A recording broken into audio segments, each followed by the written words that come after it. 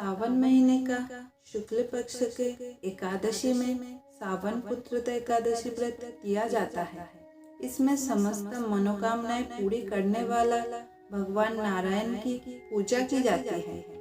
पुत्रदा शब्द का अर्थ है पुत्र देने वाली। ये व्रत करने से निस्संतान लोगों को संतान की प्राप्ति होती है। नमस्कार दोस्तों, हमारे भक्ति ज्ञान वाणी चैनल पे आपका स्वागत है।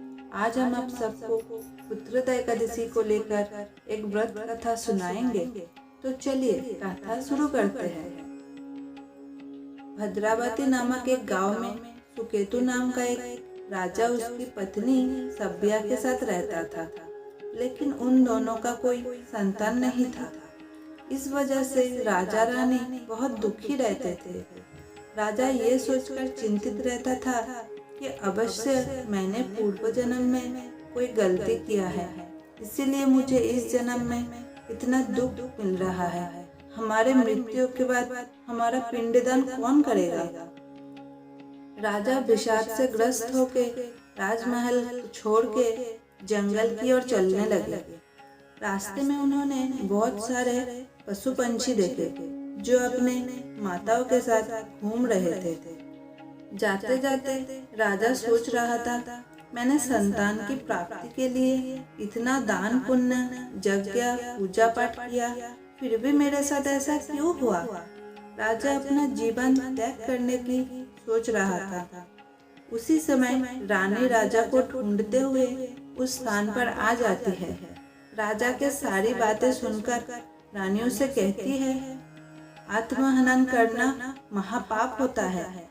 आप ऐसा मत कीजिए, हमें जरूर कोई उपाय मिल जाएगा। तभी उन्हें दूर से कुछ मंत्र की ध्वनि सुनाई देती है।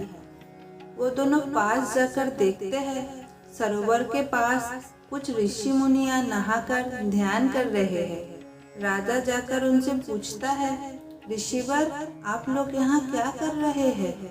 तब एक ऋषि बोलता है, कुछ दिन बाद पुत्रदा एकादशी है, हम लोग मंदिर की ओर जा रहे थे और यहाँ से गुजरते हुए ये सरोवर देखा, हम इसमें नहा के ध्यान करेंगे। तब राजा कहता है, ऋषिवर मैं बहुत दिनों से निस्संतान हूँ, आप मुझे कोई मार्ग दिखाइए, मेरी सहायता कीजिए।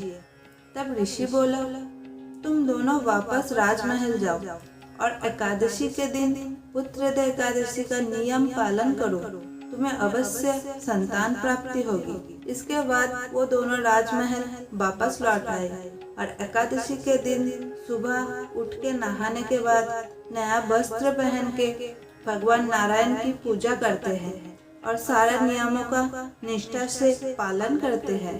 इसके कुछ महीने बाद रानी को एक तेजस्वी पुत्र संतान की प्राप्ति होती है। इसीलिए कहा जाता है कि जो व्यक्ति पुत्रदा एकादशी व्रत पालन करता है, ये व्रत कथा सुनता और सुनाता है, उसे अवश्य संतान की प्राप्ति होती है और भविष्य में उसे स्वर्गलोक की प्राप्ति होती है।